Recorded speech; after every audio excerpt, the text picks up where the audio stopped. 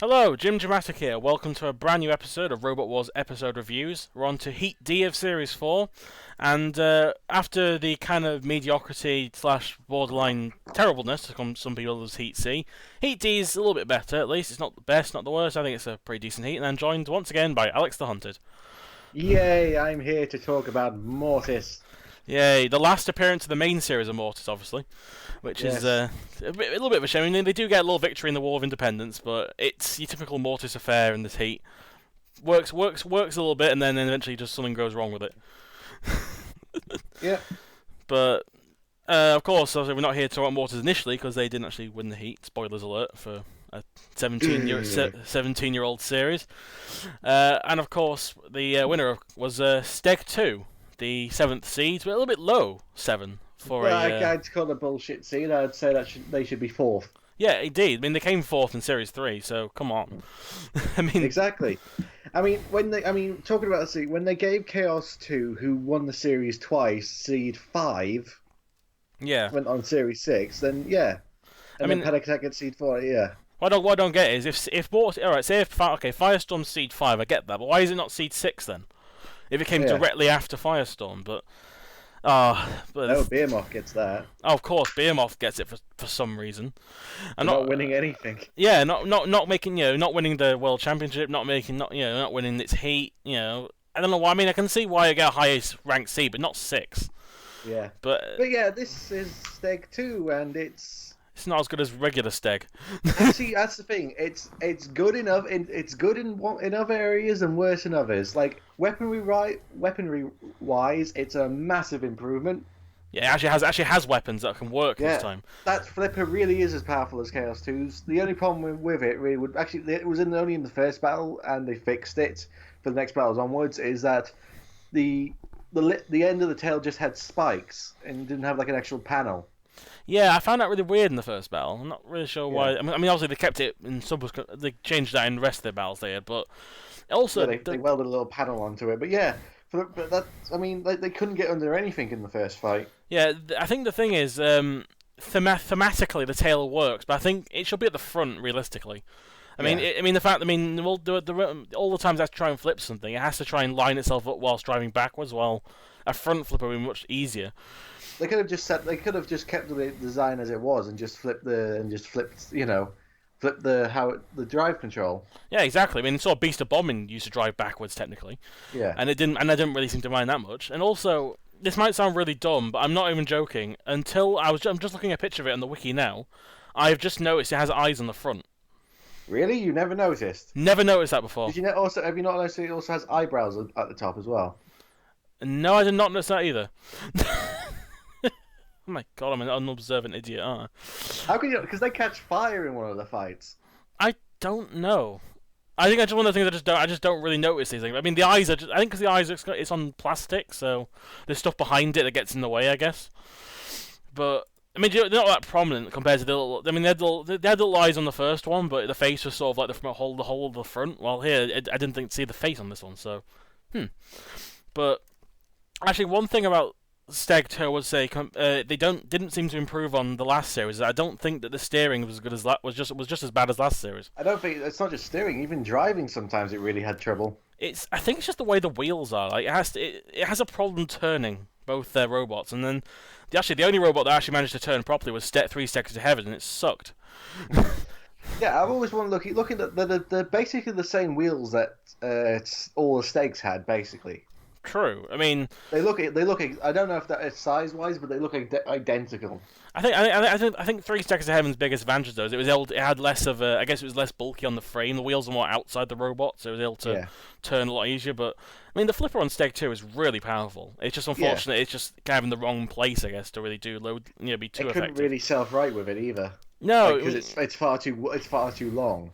Yeah, I mean it's really powerful, but it has no. It's sort of like I guess it's sort of like was the American robot Bronco? Was it? I think it was. Could they self-right with their flipper? I don't remember they could. I don't think they ever got flipped over. No, it didn't look like a flipper that would be able to self-right them. It's one of the kind of short-range flippers. This one seems to have a problem again. Being, as I said, it's being too long, and also not really being. Also, the shape of the body doesn't really allow it to self-right either. It's not. it's not a very good shape to self-right. Yeah, true.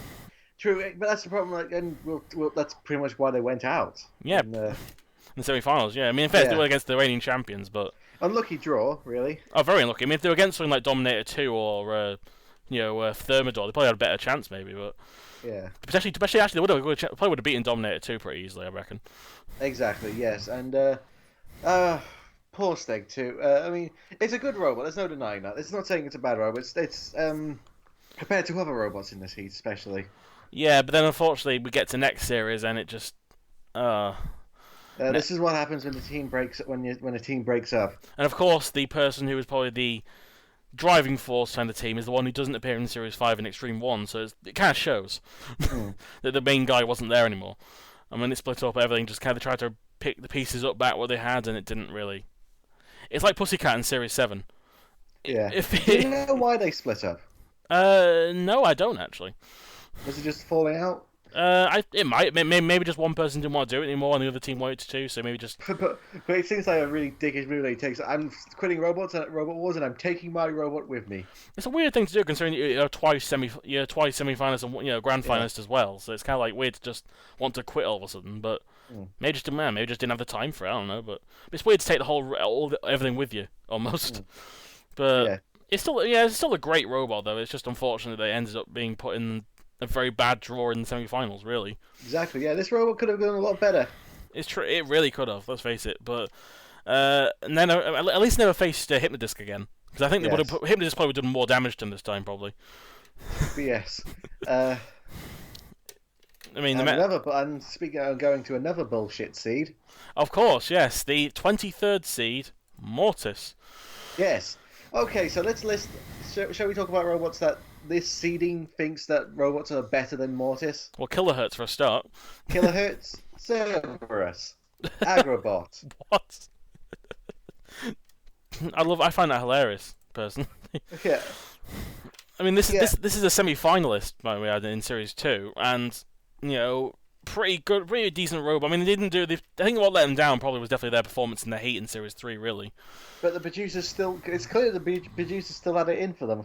They must have. I don't even know why, because they didn't do anything in Series 3 that was kind of dickish or bullshit. So, I don't know, but I got to say, 23 seed is not. I mean, is it just because Kilohertz, who has not won a fight yet in Robot Wars, gets a higher seeding? I don't get it.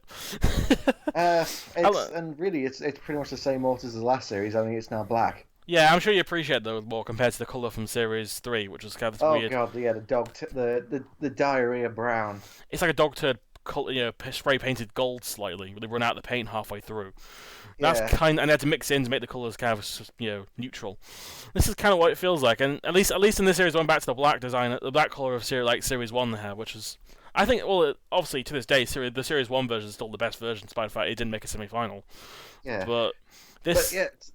Mortis, it's basically Mortis. It still doesn't work. Yep, obviously, in this heat, Ultimate's lifting arm was the biggest, was what cost it.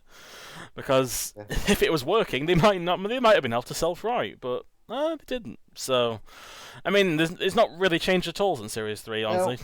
I mean, it didn't really change much in BattleBots either, because it's only really its appearance in BattleBots. All it really did was just basically put some side armor on it and improve the scoop, and that's exactly what they did when they tried to apply for Series 7, basically as well. Although apparently the Series 7 version was actually wheels, not tracks, which is which would have made it better.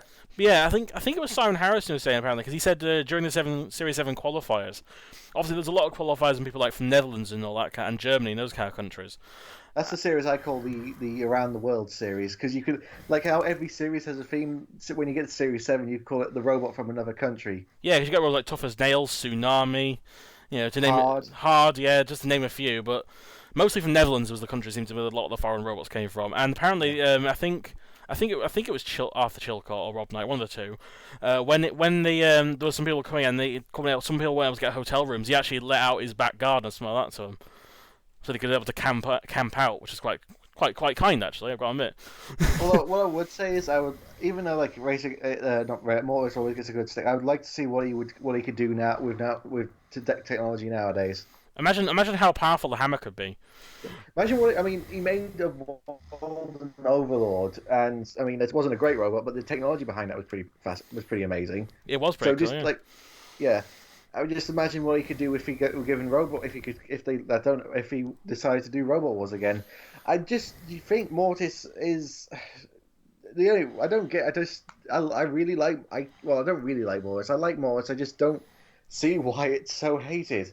It was definitely down to the Series 2 thing about the lies about what they did in Series 2 versus what the Yeah. producers did. So I think it's just partially because of the fact these guys are from Cambridge and apparently they're told they spend a lot of money on their robots. So people are saying, oh, Yeah. they're snobbish, but they're not They said really. it's 40. They say Mortis is 40 grand in this series, which I don't believe. I never believed any of the high prices. I think just the producers bumping it up to make themselves look even more posh than they already are.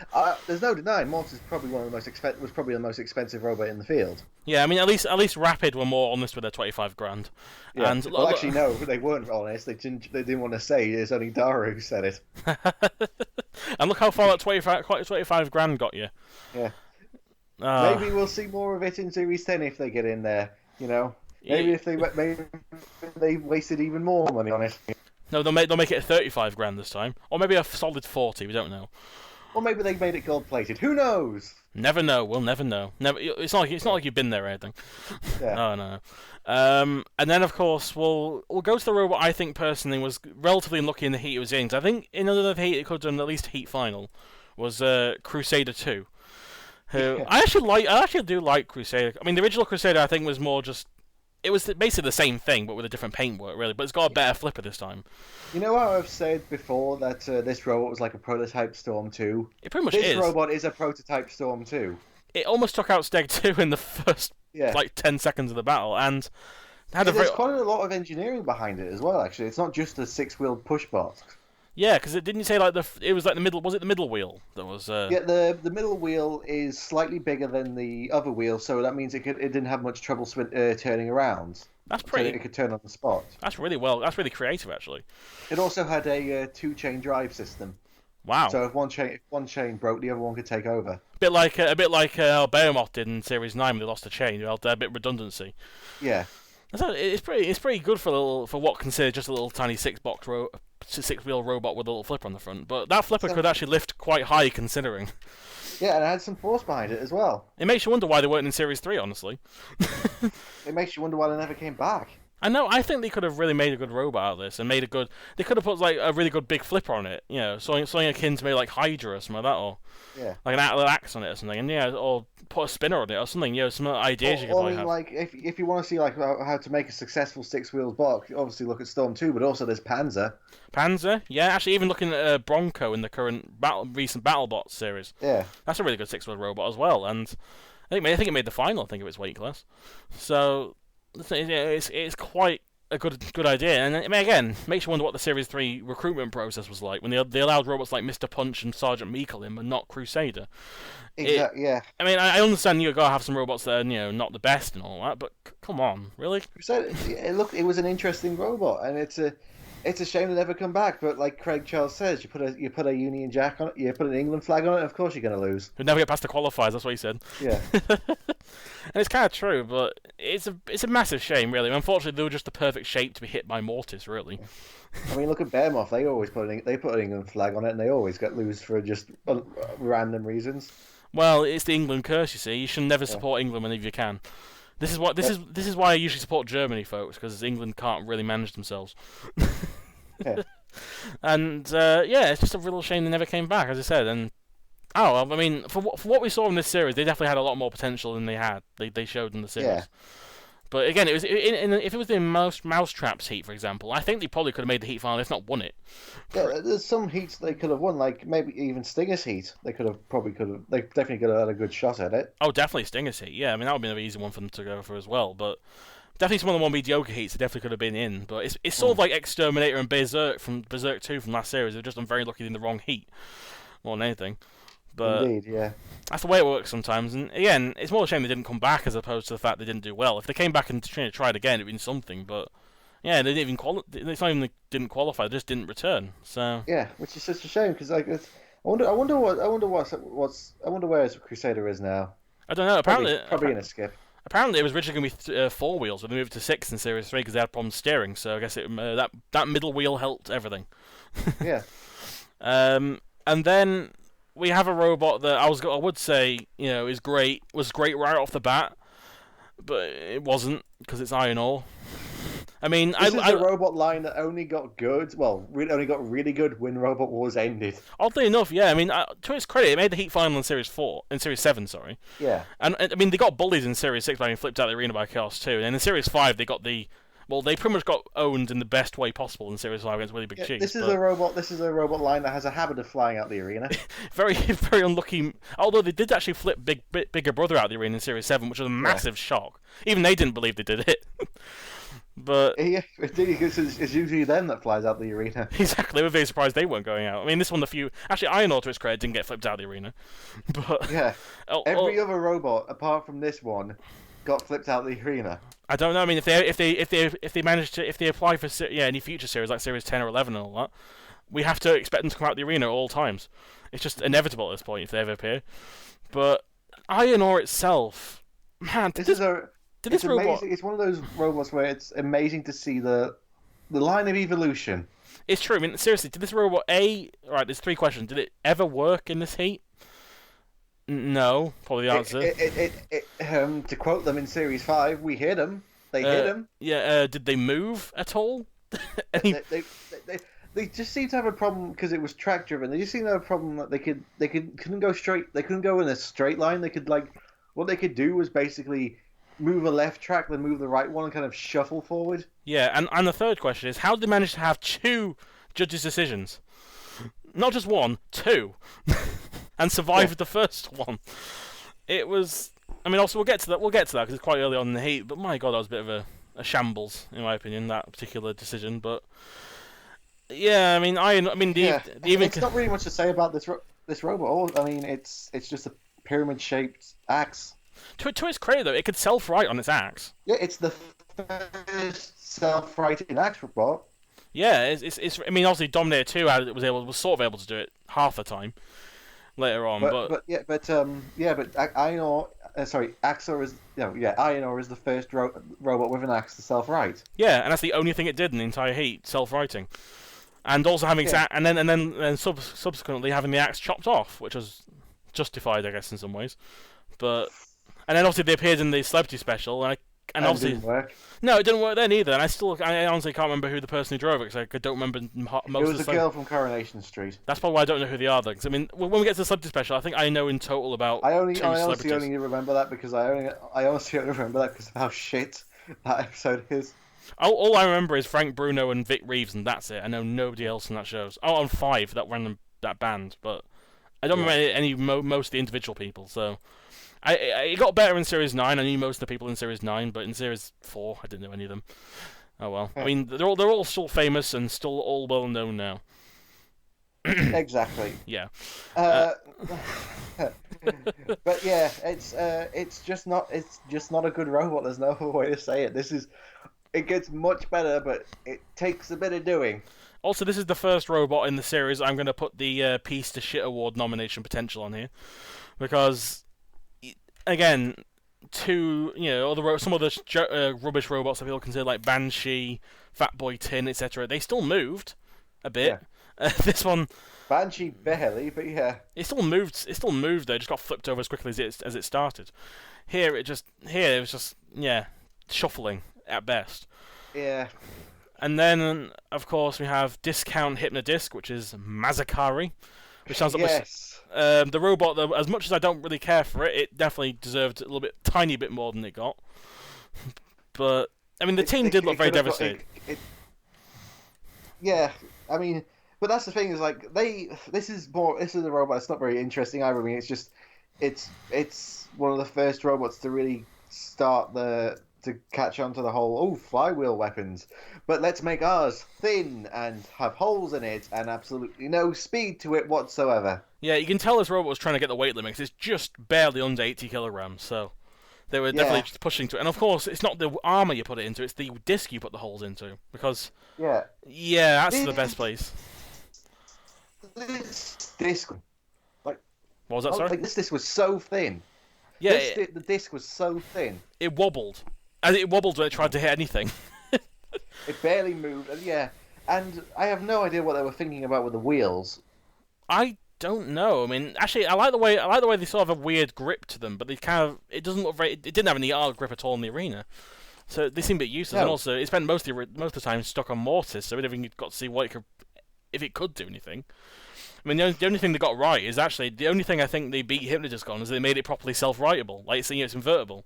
Hypnodisc has to rely on a self-writer. This thing could just be, this is how I think what Hypnodisc. At least Hypnodisc self-writer worked. Oh yeah, it worked at least. I kind of feel like this is what Hypnodisc shape could have been if they'd like entered a new series or something. Like not. It's actually no thing. Looking at it, it's more what Supernova became. Yeah, pretty much. This is a prototype Supernova with the Hypnodisc design. But of course, both those robots actually do something in later series. This one never appears again at all. Does it do anything? Doesn't. Its weapon never moved. Probably one of the forgettable robots of Series 4. Yeah, it's not really that interesting a robot either. Yeah, because at the end of the series, I am going to be doing a most forgettable robot, because I think Series 4 has a lot of forgettable robots. Some robots that go out in the first round are quite memorable. I mean, again, Banshee, Fatboy Tin, who else am I trying Scorpion. Yeah, Disco Inferno. Disco Inferno, yeah, I'd probably say also for infamous reasons, Henry 2 also gets. Yeah. But then Mazakari. Also, I think Humphreys. Predator. Yeah, Predator. I think Humphrey's also a robot I think I consider quite forgettable from the first round. But oh god, yeah, Humphrey. This is definitely one of those robots I would consider in the forgettable category of Robot Wars Series 4. Weldor. I sometimes I forget Weldor was in Series 7. Series 4. I keep forgetting it's in later series as well. Yeah. But yeah, Mazakari. I don't see the point of it personally. It was there to fill the slot. Let's face it. Yeah, and that's a shame because actually looking at some of the robots that didn't get in, there's some robots that could have done a lot better. Hardvark. Yeah. For example. There was a massive walker. What's it called? Ginsu. Ginsu could have had a good go. Actually, I think they withdrew, didn't they? Or that Tecumseh withdrew, I think. Yeah. They were going to appear. I mean, there's loads of robots. Like Terrapin could be a nice little robot to throw back in there, maybe. Yeah, or Blur. Blur looks really cool. Yeah. But yeah, of course we end up with Mazakari. The original Danton Kier. Yeah, but instead we get Mazakari. Yeah. Woo. Yeah. And then finally, a robot I think personally is completely outshined by its team in any sense is Kronos. They made Zeus last year, which had a airbagged powered lifter, and I was rewatching this episode literally before we started this.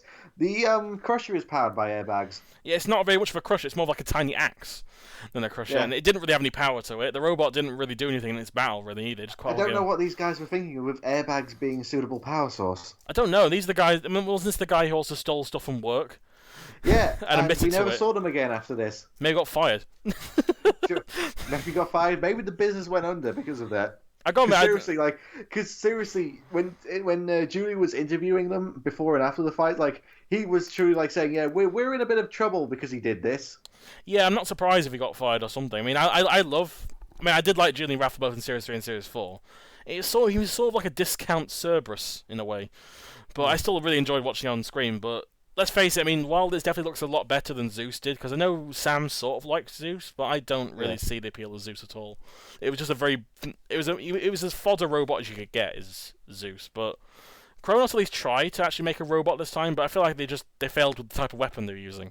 Like, making a Crusher's good. Like, the shape of it's fine. It's not a bad shape. It's more just the fact the Crusher's made out of, pressure by air, not by any hydraulics. Yeah, hydraulics like you would want a Crusher to be at. Like, honestly, it looks okay. Like, it looks. Yeah, it's a decent looking robot actually. Don't think it could self-right.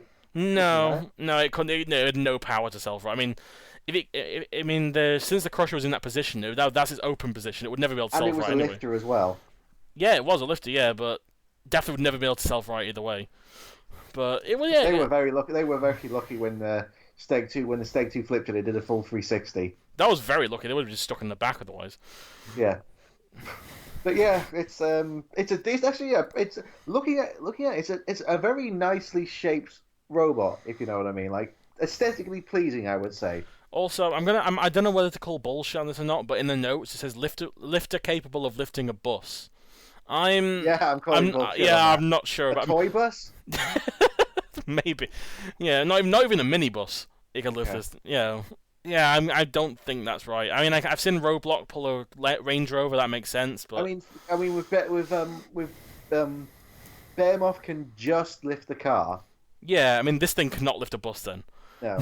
And Behemoth's a competent lifter, so Yeah. yeah. Still don't know if Weedy Big Cheese can flip a van. Like apparently Weedy Big Cheese could flip over a van. Let's face it. Wouldn't you want to see that?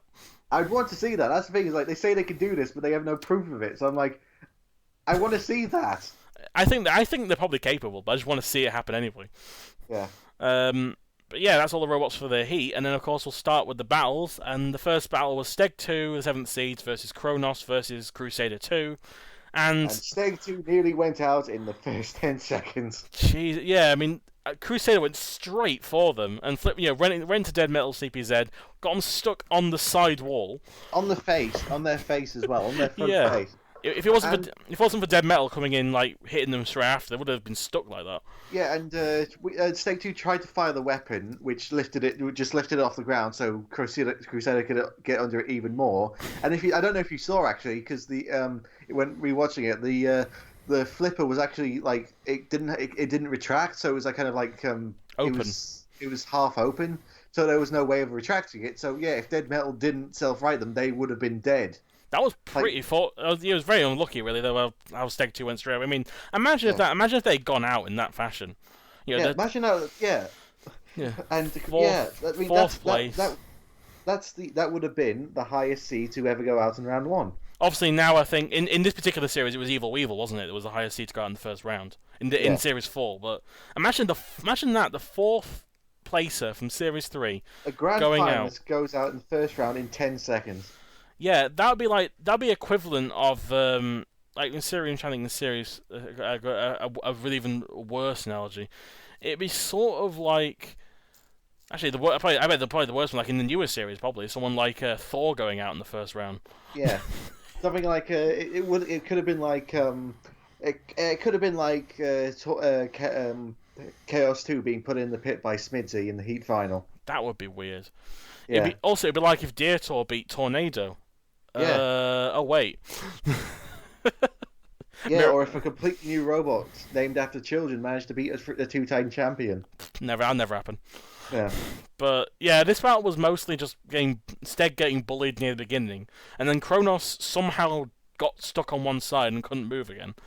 from what happened, from they said in the interview was they got put in the CPZ with they got pushed into the CPZ by Dead Metal by Kronos, and Dead Metal soared through their armor, which was like hot knife through butter, went right through it, and that cut one of the electrical wires, which I think was was to one of the drives, and they were just stuck there, and they basically got cut up some more.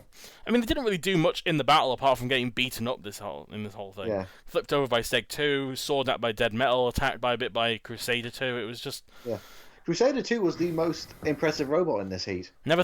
In this battle, I mean. Also, probably in the heat as well, considering it was just a pinball competitor in Series 3. Now it came almost taking out this essentially what should be the fourth seeds in the new series. That's quite amazing. But let's face it, I think out of the three, Kronos was probably looking at the one that was probably going to go out anyway after Steg 2 recovered. Because Kronos was really just getting. I mean, after Steg 2 recovered, instead of taking out its revenge on Crusaders, they'd just pick on Kronos for a bit. Yeah. And then obviously they were the weaker robot, and then obviously Dead Metal cut into them, and then they got pitted by Sekilot, which was. And we find apart from Firestorm, obviously because that was a front hinge flipper, but this is the Steg 2 is the debut of the second powerful flipper in Robot Wars because it was Chaos 2 pretty much all of Series 3, and now it's amazing how quickly that technology caught on. Yeah, I mean, obviously things like Really Big Cheese as well, that massive flipper on it, and then Really Big Cheese, Big Brother eventually. Yeah. Who else? Gemini had surprisingly really powerful flippers on it. they're able to flip the creature out the arena, so that's no mean. Also flip it 360 as well. So it's no mean feat. Yeah, Thermidor's also another example.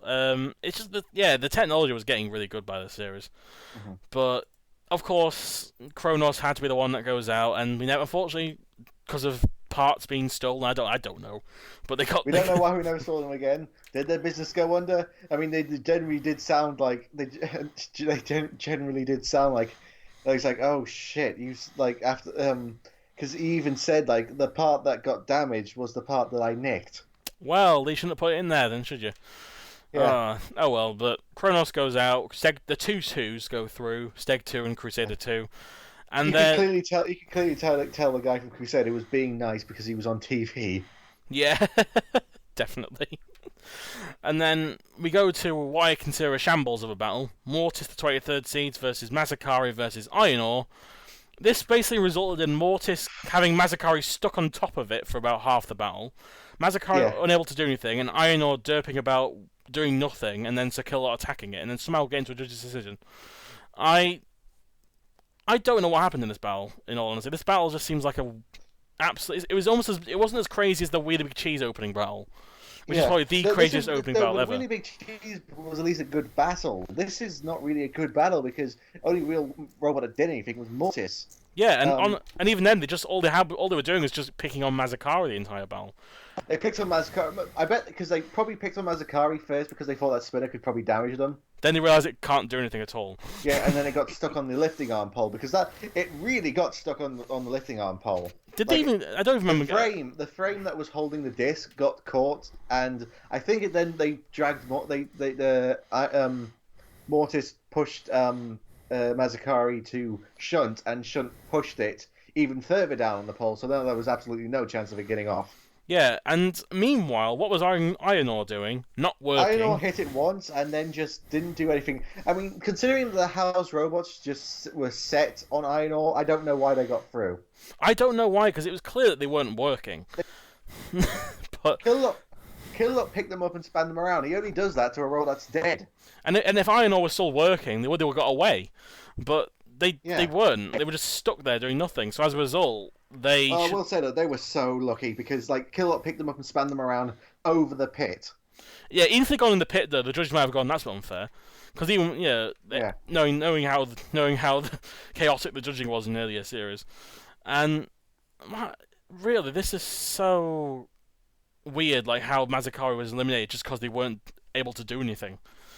Like it's kind of I kind of feel sorry for the Mazakari teams. They didn't really get any chance to do anything because they were stuck with Mortis, while Iron Ore didn't do anything and got through. And they were so stuck. Like it was clear you could see like Mortis and the House Robots were trying to separate them, but they were just making it worse. Yeah, it was just kind of hard to watch, like because nothing was really happening. It's probably hands down one of the worst opening melee heats. Because it's just again, what can you say? I mean, nothing really happened. Honestly, Mortis is the only one that deserved to go through. Everything else was sort of like in the air with the other two. But I probably would have put Mazakari through on the basis that Iron Ore wasn't working. But okay, so apparently Iron Ore got to go through with that battle. I still don't know how. Along with Mortis, Mazakari out, and we never see them again. Yay. I mean, wouldn't it be funny if like they came into the arena, Mortis, and then second round they still have Mazakari stuck on them? Yeah. Because I'd probably imagine it did probably take some doing to get them separated. Imagine if you're in the audience waiting for that to happen. It would take longer than trying to fix the arena in Series 8 and 9. Yeah, and 10. Oh, yeah, I've heard from you. The arena doesn't improve, I'm guessing. No. Nope. No, it doesn't. Which always, I'm gonna tell you a bit of behind the scenes stuff. I don't know if people know it, but do you know the way that they slow down Matilda's flywheel in the new series of Robot Wars? They reverse it into the wall. What? Oh my god, that's not gonna help. That's not gonna do the wall any favors. Yeah, that's how they slow it down because you just see it's always if Matilda's flywheel's been on, you just see her. It's like she just slowly backs up and then you just hear this almost like you just hear dun dun dun dun dun dun dun dun dun dun. Wow, that's kind of bad. Yeah, but there's the rule saying that your flywheel has to slow down at a certain amount of speed. Doesn't count for the house robots. No, nothing sticks with the house robots. Yeah, but we'll get to the side events, of course, and the first one was the pinball and Stinger. Was this? Could you call this a proper pinball run? Well, I don't know why. It's not the well. At least I say this: it's not the worst Whackbot pinball run. No, it's definitely not the worst, but it was definitely not controlled in any way. No, although this technically you could say have the only case of a robot driving out of the pit. Imagine the pit is so tiny though. Yeah. And Sting was like one of the best robots to drive out of the pit because of how high its ground clearance is and all the and everything else it has. Yeah, but But yeah, seriously, when it's only 70 points. Stinger basically got some barrels, got a target, got the multi-ball, and that was it. 75 points. 75 points. Yeah, all they got was a multi-ball and the £50 point target, and that was it. And a few barrels. Yeah, and everything else was just sort of derping about, going to the pit, going out of the pit. Yeah. It wasn't. I mean, some people. And what gets me about this is like Stinger is usually pretty fast across the arena, but for this reason they were just playing it really slow. Maybe we were too worried about getting out of control in it because they wanted to be more precise in this kind of reason. So Maybe they just gave it to another driver to let him have a go. Maybe because it's only side events. I guess it doesn't matter too much. Oh yeah, maybe I don't know. Or maybe the battery was low. I don't know. But just something wasn't right with Stinger in this. You could tell. It could be interference, maybe. Or some kind who knows? But it doesn't really make a difference either way because it's only a side event. And it's not like Stinger was actually ever going to win it anyway. No, Stinger was never. Stinger was never going to be a candidate for driving ability. So yeah, especially after Series 3. And then the second round, the first battle was Steg 2 versus Iron Ore, and again, Iron Ore didn't work. But it went to the judges. Yes, somehow, even after it got flipped over multiple times, its axe got cut off. And it didn't move. It still went to the judges. At least this time they didn't get through. Because, honestly, what could they have done to get through? That's the better question. Steg 2 would have broken down the only way they would have. The most memorable thing about this fight is, well, one or two things. One is the Killok cutting off Axel's, Iron Ore's axe. Or it was more of a hammer, really, than an axe. Yeah, and the other one was obviously Iron Ore self-righting. Also would be, it's the first house robot kill of the series of Steg 2 flipping over Matilda. Of course, yeah, I forgot about that. That was imagine Matilda's one of the easiest targets to flip over, along with Shouldn't probably, and actually Sergeant Bash. They're probably the trilogy. Well, actually, after Matilda gets a flywheel, no one ever goes to flip. No, she never gets flipped over again. Except Apollo. No, I mean she never gets flipped over in the original series again. Oh, the original series, there you go. Because obviously Apollo was the only robot to flip her over in the new series.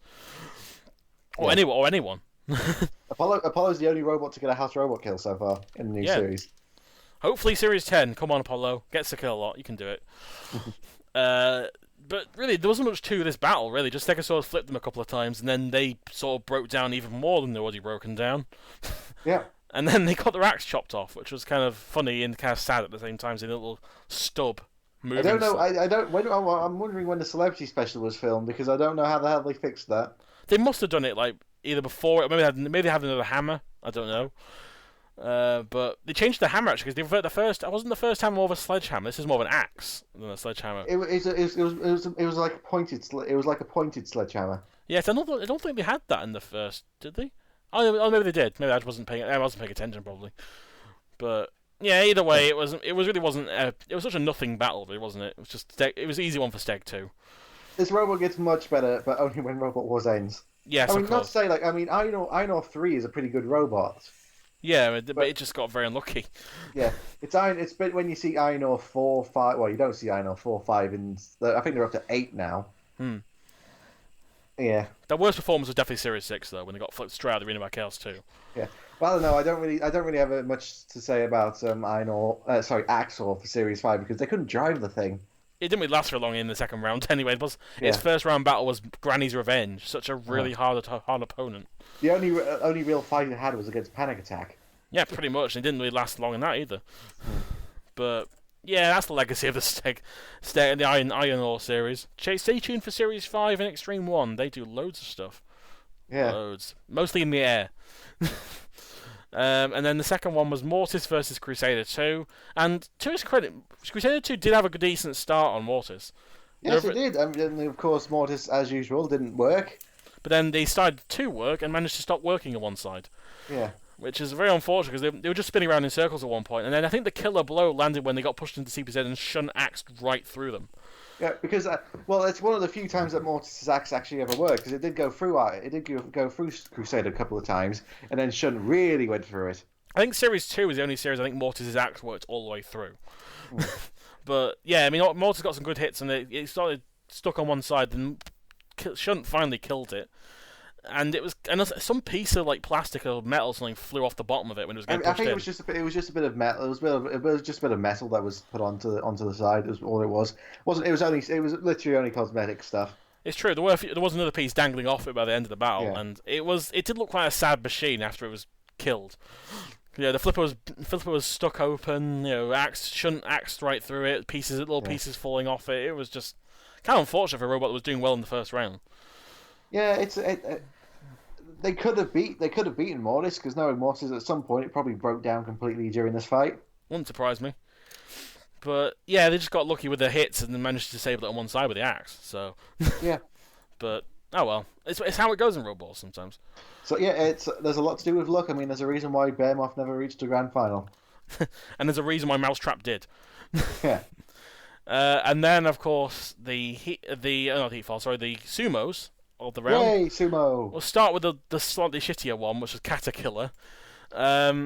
This Shouldn't I have don't know, lasted. shouldn't have lasted long. Shouldn't have waited for some reason. I know it should have been about 9 seconds, but he decided to wait another 5 seconds just to line up. Which is because Caterpillar couldn't get off the side; it was like spinning, and then Shun decided to wait a little bit and then push it off. I'm just getting flashbacks of Series 2 Heat L, where Dead Mel took ages to knock Flirty Skirty off. Yeah, like Shunt is like I mean, what? Shouldn't. That's the problem. That's what I don't get. Is like for the sumo, it seemed to be like if Shunt was against like a well-known robot, like a seeded robot, it would not waste any time with it. But if it was like a complete newcomer or like novice, it would like wait. It would give it time. Like, because the same thing happened with Maverick as well. Yeah, I don't really get why he does that. Maybe just give him a fighting chance. I don't know. It's only a side event in the day, but plus also they weren't going to win anyway with a score of 14 seconds.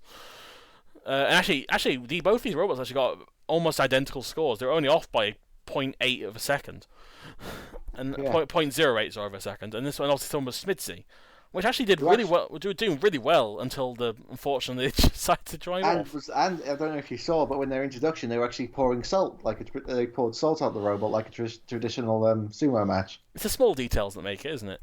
Yeah. This is the first time we get to see Smidsy actually work in Robot Wars because he didn't work in Series 3 properly. And actually, it did show promise right off the bat, really, because it was actually doing quite well. I think they drove off, didn't they? In this they drove off.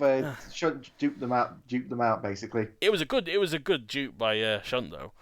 Managed to get them straight off the edge, and then But what I don't get is that the rules with sumo is you're not allowed to use your weapon.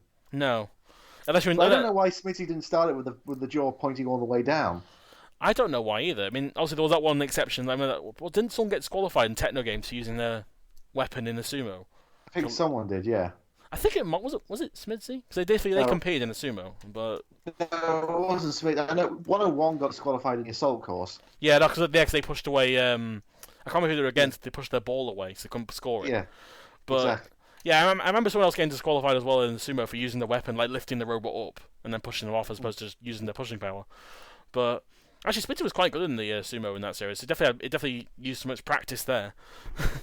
But that was the only time we got. That was in Techno Games. Was the only time we technically got the fight that I really wanted to see was Smitty versus Tornado. It was good. It was a very good sumo. Yeah. As well, so it definitely lived up to some expectations. Actually, Smidsy, Storm 2, and Tornado would be a good little three-way battle. That'd be awesome. Yeah, Smitty's not going to win it. No, but it'd be exciting to watch though. Yeah. You imagine they put up a good fight. Exactly. Yeah, Smitty's one of those robots. When it works, it's really hard to beat. Yeah, and when it doesn't, like in Series 3, or Extreme, it's just a cakewalk, isn't it? Yeah. But yeah, either way, both these robots got almost identical scores, which is kind of partially because Caterkiller was left on the side all this time. Yeah. But they definitely I think were these some of the highest scores? Onslaught's currently leading at the moment. Yeah, Onslaught's still leading at the moment. I can't remember. But and then we get to the heat final. The second time out of 4, I believe, where both the seeds made it to the heat final. It's very not very often you see it, so savour it while you last. Seed 7 versus the 23rd seed. Both of these robots should be higher seeds, but yeah. And also, unlike the Pussycat Razor fight, the highest seed won this time. Yes. Which is how it should be, really. But yeah, I mean, I think what happened early on in the battle, Mortis's lifting arm got stuck upwards. Yeah, before the fight, Mortis broke down again. Like, literally, I think they were having a motor problem, and then they were having an axe problem, and then they had to cut a hole in the robot, basically, to get it to work. And of course, the lifter was the thing they needed, and got stuck upwards, and It then got jammed. it got jammed. I don't get I don't get why Mortis. I seriously, with all that technology in it, why does Mortis keep breaking? Seriously, it's just an electric lifter. It's an electric powered lifter. It's one of the easiest weapons to do. Actually, it's just basically a chain drive lift. It's a chain driven lifter. That's basically all it is. Why did it break? Because it's Mortis. That's the only reason. The producers secretly went. You could have something made by the highest graded engineer in the world. If you put it on Mortis, they'll break it. It's the Mortis curse, isn't it? Pretty much. Yeah. One part of you is going to break at some point. In Series 1, it was the axe. In Series 2, it was the tracks. Series 3 and 4, the arms and the lifter seem to be the issue this time. But just like in Series 3, they were very unceremoniously beaten. Yeah. I mean, what I don't get about Mortis is like it's got a really powerful axe. I mean, I think it's flywheel driven, the axe. yeah, it's like a Wild Relief in Series 3. Yeah. I don't get how the axe can't self-right it, because the axe has got some power to it. I don't get it. I never got that myself, really. I mean, it always has to rely on the lift, doesn't it? Yeah, again, the lifter can't retract enough. The lifter isn't powerful enough to retract to self-right, because a lifter should, to be able to self-right, should be able to work both ways. Because because it's a lifter, it's slow. You're going to miss. You might get flipped over when it's raised slightly, and then. I mean, the axe in Series 2 could self-right. Yeah. But not in Series 3 and 4, apparently. Mortis, what are you doing? I mean, maybe this is why they retired, because they were just getting pointless at this point in time. Yeah, I wouldn't. That's the thing. I don't mind them retiring Mortis. I just wanted them to come back with something else. Well, they did come back in Series 7, but just didn't get to qualify. They just didn't qualify, unfortunately. Yeah. But Steg 2 was a pretty easy victory for Steg 2. It just had to flip him over once, really, and that was. I wonder why Mortis didn't return. Might have been the BattleBots thing, because that's the reason why we had Terahertz, was because Kilohertz wasn't allowed to be in Robot Wars anymore. I don't know. Maybe they just didn't really. Maybe they just go around universities and stuff. Didn't have time for it. Who knows? Who knows? But so Steg 2 wins the heat, and Steg 2 won with one flip basically, and look, watching that fight again, like Steg 2 wasn't driving right. No, it wasn't. It was. Mind you, it's never really been driving right often. But then actually, the one time you don't want it to drive right, what you want it to drive right, sorry, is the heat final. And it wasn't just having problems turning. It was actually it was stopping and starting quite a lot. Yeah, it was. It was just it was like six pack in the pinball. Yeah. But at least they managed to get the flip in time before anything bad happened. So because they were fighting Mortis, and of course Mortis can't win a fight. Because Mortis is Mortis. Poor Mortis. But anyway, that was. We only criticise because we love. It's true. I still love Mortis. I don't really care. But yeah, that was Heat D. And out of 10, what would you rate this one? Probably a 6. It's not bad. It's just slightly above average. I probably agree. I mean, it was kind of inevitable, really, that these two were going to hit the final at some point or get far. So I'd probably give it a 6.5, mainly because I did enjoy. I think what lets me down probably is the opening battles weren't that interesting. Yeah. And the Iron Ore, actually anything involving Iron Ore was pretty miserable.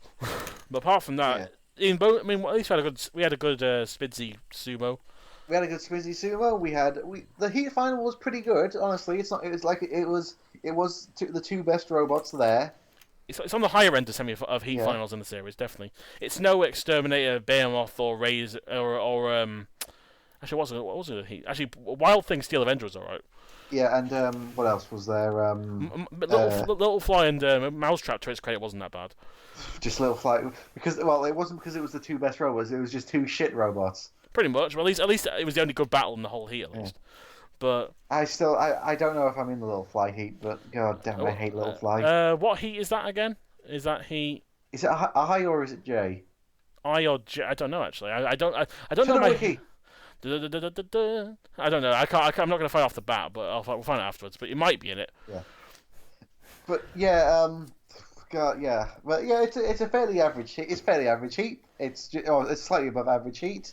I mean, yeah, it's some pretty good robots. It seems to be a thing about Series 4 is that there are at least two good robots in a heat. Yeah, that's at least something.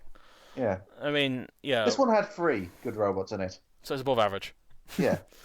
Unlike in Heat, I think it was Heat N, Yeah. where the only really bad robot was Millennium Bug. Yeah. That was it, really. But yeah, we'll have to do the preview of Heat E, obviously, and joining me for Heat E will hopefully be Anderson, if we record this before his wedding on Saturday. He's getting married? He's getting married on Saturday, yes. Anderson's getting married? Yeah. He's been engaged for ages, so he's getting married now. And maybe do it from his, maybe trying to do it on his wedding. Anyway. Yeah, I mean, is there any reason why these two should not be wed? I have a reason. He needs to record this bloody podcast. Yeah, but he's getting married to his girlfriend Tally, which congratulations, of course. If I don't get time to record in this week, I'll just have to do it with. I might see if Maybe they didn't invite you. Was it? I couldn't make it. Right. I'm up here, unfortunately. I'm kind of a bit far away from here. I haven't got much money to get over there, so I am giving him a little something online. So I'll be giving him that. But I know Sam's going. I think so. I think he did. Yeah, Sam's probably. He's not too. He's close. Sam's closer, so he's able to make it. I think. But if I can't get him by the time we record Heat E, it might be just a me and Nate episode, because Nate will be joining me from the Hardcore Podcast for Heat E, which is pretty cool. Yeah. Because he obviously joined me for Heat O, and he also joined me for the little battle box discussion. And also I've been on an episode 2 of his podcast as well with Brandon. So nice to have him back again. Actually, it's the second time I have him for a full Heat. And honestly, next Heat is actually quite a decent Heat. He's back up to form again, I think. It's like up there with Heat. It's on par with Heat B again. This one has a good Heat final on it. Yeah. It does actually. Apart from probably one robot in this Heat, which we'll talk about. I think this Heat is pretty decent. Yeah. Obviously, of course, the winner was the much improved Dominator 2 from one of the best debuts. I mean, you couldn't really call Dominator's Pinball Run a debut. No, I mean in the main competition. I mean. Yeah. I mean, it's actually the same with Crusader, isn't it? They appeared in the pinball first, but unlike Crusader, they actually managed to win the Heat, and also Dominator 2 is probably in my top 10 favourite robots of the classic series. Yeah, it really is such a good. Although I will say, I'm going to say, I do think it's slightly overrated because the axe is powerful, but it very rarely hit anything. Yeah, this is the version of Dominator 2 that didn't have the wheel guards. It had the little fire pattern on it. I really like this Dominator 2. What I know is looking at the little details I liked about Dominator 2. I mean, it's a superbly engineered piece of machinery as well. It's just a beautiful, well-made robot. I mean, considering this came from... I mean, Dominator was actually a decent robot, it just wasn't offensive. This is just an absolutely brilliant made machine. Were they nominated for Best Engineering this series, or was it... I know they were in Series 5, but I don't know about I don't remember, don't think so this series. It might have been Series 5.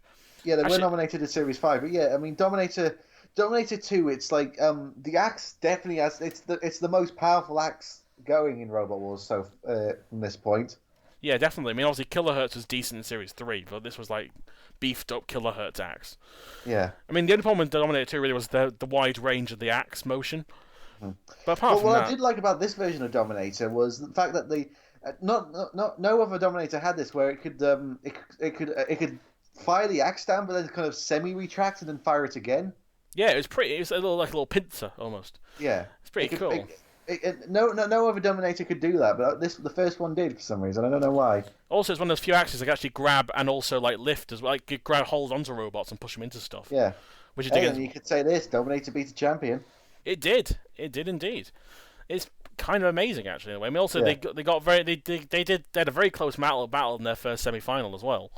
Yeah. Which is arguable which one won actually. So it was actually that close. It was just, and the only reason they weren't in the one bolt in the grand final let them down. Pretty much, and their armor went flying off almost. Yeah. But it was a good. That's probably the best battle of the semi-finals. Which actually, I know Mr. Psycho is actually covering. He's uploading his on Tuesday, first semi-final. I'm looking forward to seeing his reaction to that battle.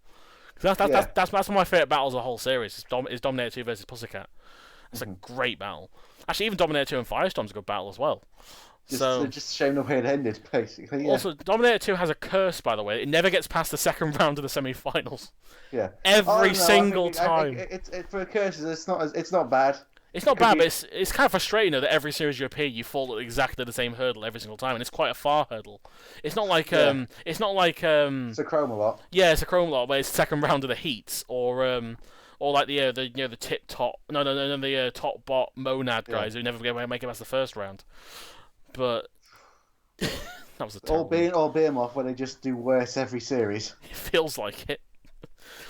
But yeah, Dominator 2 is a really beautiful, well-made machine. It's one of my favorite top 10 of the old series, as I Yeah. said, for a reason. Was it plasma nitrite coated titanium? I believe so. I believe it. Yeah, plasma nitride coated titanium.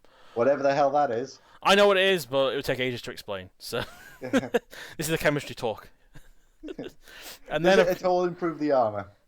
pretty much, it's basically a very resistant, very kind of, I guess, deflective. I guess in some ways, it's also very hard as well, so it's able to kind of deflect hits and also spread them across the armor to kind of neutralize it a little bit. It's also quite good at taking scratches as well and cuts for the most part. So it's usually Dominator 2's armor is pretty sturdy in this series. There's only one version of Dominator 2 I'm not really a fan of. Well, no one say I don't like. It's the Series 6 one. That's only because they removed the paint job. I agree. It looks very dull in Series 6. Yeah. It just kind It's of really powerful in Series 6.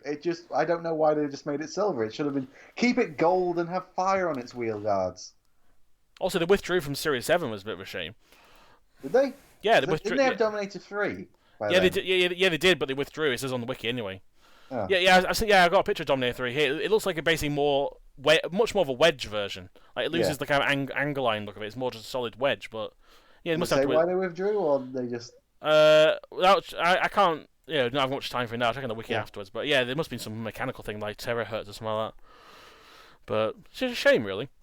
Then probably one of my favourite joke robots of the series. It was a real trooper throughout the series. Is Major Tom.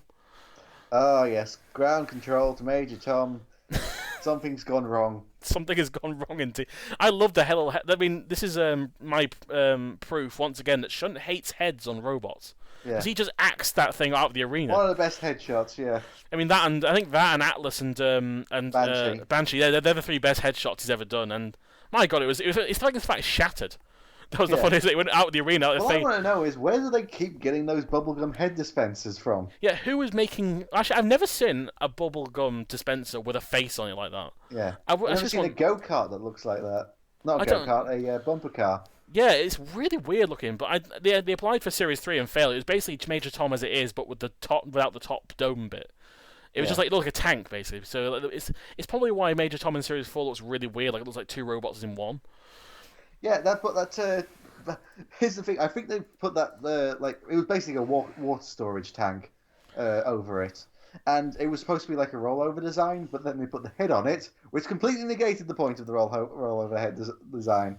Yeah, I mean in Series 5 they goofed pretty badly because actually they were doing alright in Series 5, and then of course they drove into the pit, which is amazing. I mean, they actually could have done well. I mean, they were against Cat 3, not the most devastating robot there was. They could have had a good go at it, but then Series 6. Well, they didn't get Series 6. They were in the Series. Sorry, Extreme 2. They made sure Major Tom wasn't being used again. No, they got killed. They got killed by Killer Carrot 2. Let that sink in. Yeah. And of course, in Series 7, oh man, out of the arena. They didn't really get a chance to do anything.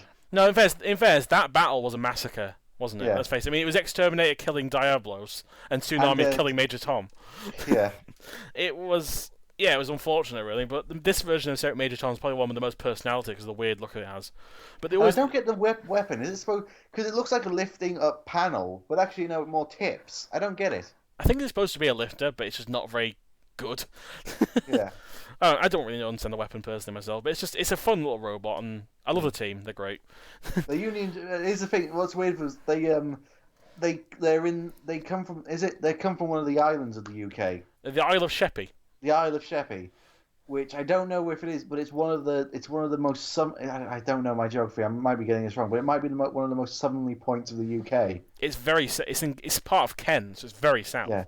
But yeah, it's one of the few places that come from isles and all that kind of stuff. It's one of the few robots. Actually, I think is it the only robot to have a Union Jack on it? Do you mean like on the actual design? Yeah. Maybe. Actually, no, technically, didn't Plunderbird 5 use it in the American tag team or War of Independence or something? Yeah, and some other robots might be using it in an episode of Robot Wars that might not be happening. May or may not be happening. I see what we did there. Then of course we have the actually appropriately seeded robot this time. Seed number 9. Really?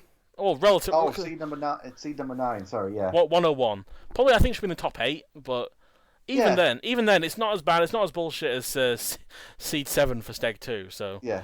but Run 1 pretty much finished in the top 8, so yeah. they didn't really change 101 much from Series 4 to Series 3.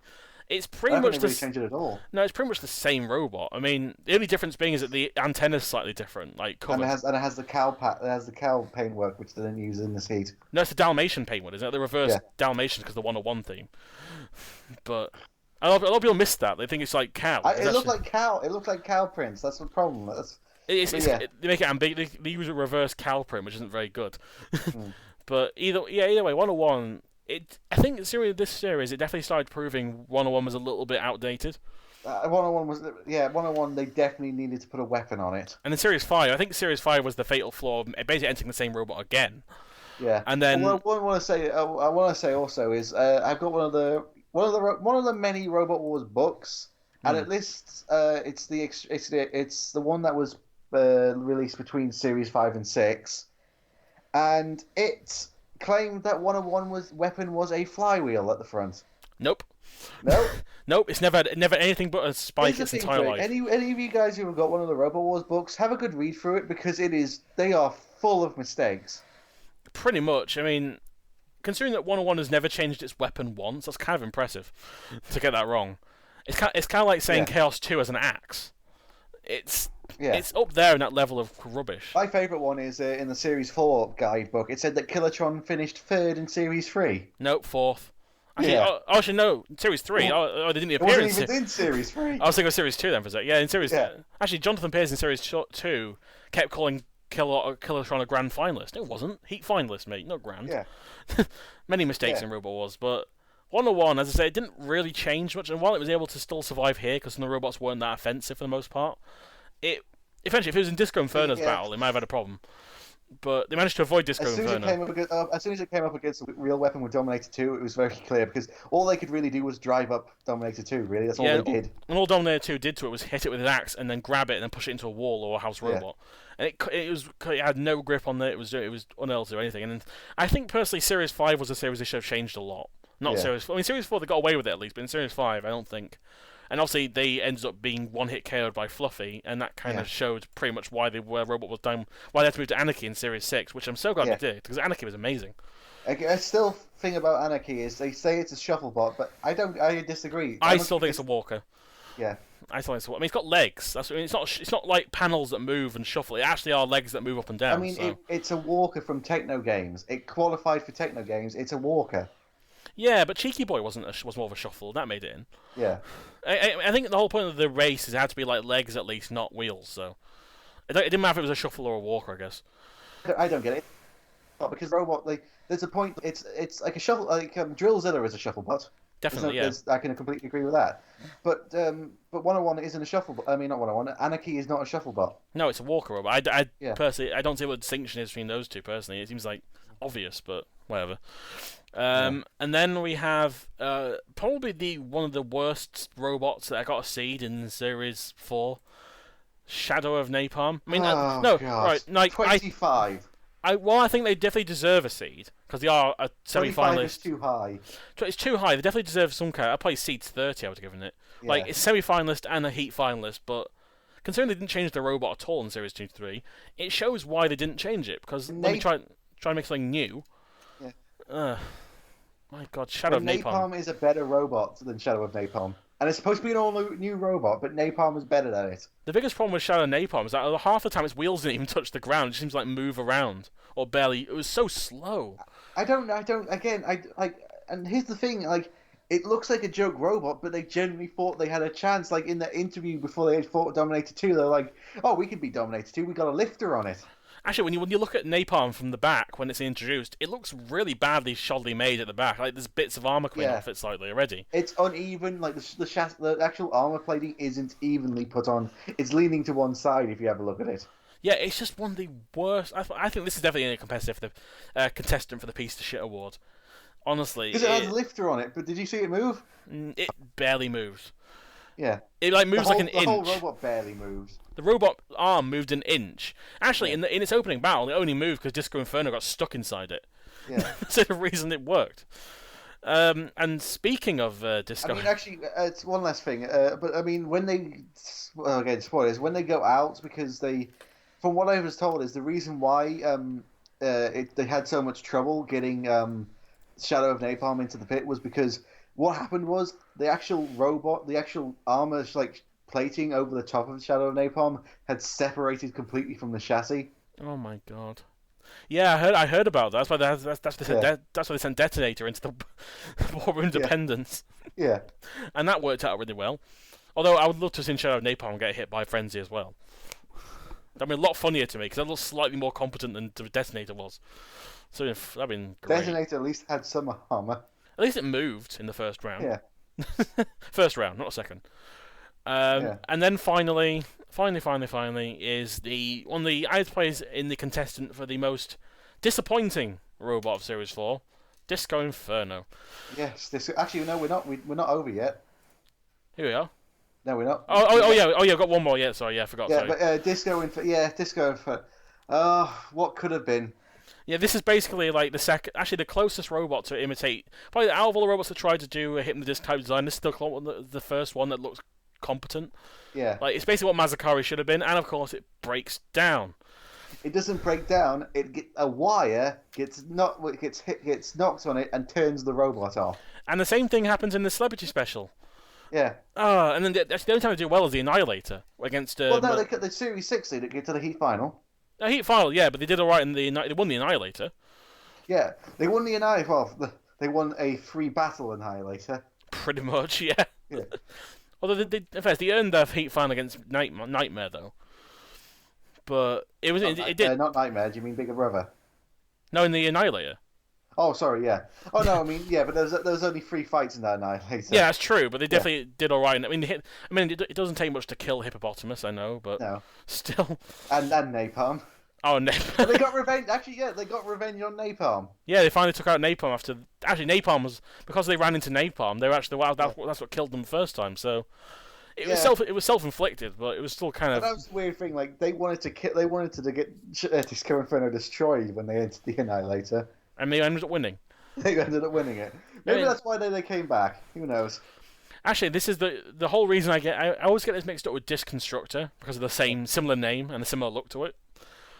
But and also the similar way it went out in Series 7. And also the same kind of pun with a disc. Yeah. But it's also probably one of my favourite names from Series 4, Disco Inferno. Yeah, Disco. It's a good role. I mean, it's on from what they told about it. It's on par with the power of Hypnodisc. Yeah, they really should have. Free Hypnodisc anyway. They should have played up the name and worn like disco glasses or something like that. Or oh no, the guys from BattleBot said that. Oh yeah, oh yeah. I mean, they really should. I mean, they should have done that though. Yeah. But oh well. I mean, good potential wasted in this particular series. Yeah. And then last robot is Henry 2. Henry 2. Okay, that was the episode. Let's. That's as long as they lasted. Yeah. It was a spectacular hit by Dominator 2, but yeah, Henry 2 really didn't last at all. It was. And I actually wonder if Henry 2 was overweight because that doesn't look like it was supposed to be the armor for it because it had holes all the way over it. It was. Its weight is 83 and almost 83.5 kilograms. It was pushing. So yeah, it was definitely overweight because there was no way that was supposed to be its armor. No, but I think the armor might have caused it to break as well because obviously the fact that they had little holes in it. I think Dominator 2 went in straight one of the holes. Yeah. And that's bad. I think Dominator 2 would have gone for the arm anyway. Actually, this Henry could have actually done fairly well. Actually, I agree. I mean, the original Henry sucked. Yeah. I'm sorry. The original Henry couldn't even go anywhere without sticking its spike in the floor. But this one, like, it was a decent. It had a really good wedge. The lifter could lift up really high. Yeah, and then of course, it just gets killed in like 1 second. It has the fastest immobilization in history. Yeah, it's 4 seconds, isn't it, Mark? But 2 seconds actually. Two. Jesus, wow! I thought it was. Actually, just there actually are 2 really fast immobilizations in this series. Yeah. There's this, and there's actually Saw Point against Oblivion 2, where they run all Saw Point did was run on top of it and bent the armor of Oblivion 2 and killed it. So, but yeah, this was like actually also. There's Nightmare and Spawn of Scuzzer. Oh yeah, just rammed into it, dead. Yeah. But actually, this probably made Dominator 2 look quite really serious. Like you see Dominator 2, it's really cool. It takes a robot in about less than 3 seconds. Yeah. And then you're like, right, the record. It still holds the record. Holds the record for fastest immobilization. It's 17 years old and it's Yeah. still around. That's how fast this record truly is. Yeah. I mean, obviously, the closest robot to come into the new series was Eruption against Cherub, Yeah. but obviously that was about 7 or 8 seconds, wasn't it, or 6 seconds, something like Yeah. that. It wasn't. It was very similar to the Dan Tomke Gravity fight in a way. It's the fastest immobilization. Actually, no, because yeah, it's the fastest. It's the fastest win in the modern series, but it's not the overall record. No, it's also the fastest KO not to include or flip out the arena, Yeah. which is pretty impressive still. But yeah, I felt very bad for this version of Henry in particular. Yeah, I would have liked to. Again, it's just a look at the draw. Like, and they never came back after this. Also, a little coincidence, and this is actually kind of funny. On the front of the robot, because they always had they had a picture of Granny on the back of Henry, didn't Yeah. they? They had a picture of Granny on the front of it, and it says Granny's Revenge, which is the name of the competitor in Series 5 and 6. Yeah. Unrelated. Just happened to be Completely just happened to be a robot called Granny's Revenge in Series 5 and 6. Yeah. Man, who would have predicted that? But yeah, Henry. It's one of the last of the petrol powered robots. Yeah, I mean, obviously we end up getting Overdoser for its weapon. and Trouble and Strife. Yeah, and look how well both those robots did. Yeah. Particularly Overdoser, they were the key standard for the petrol-driven robot. Yeah, there's a reason why it can. And also, we can't forget Wheelosaurus.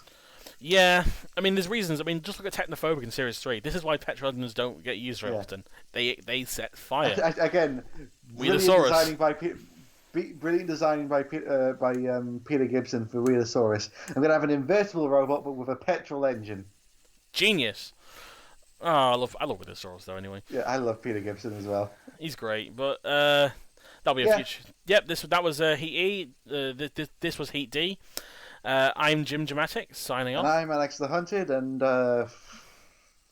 yay. That's how we end things, folks. Bye.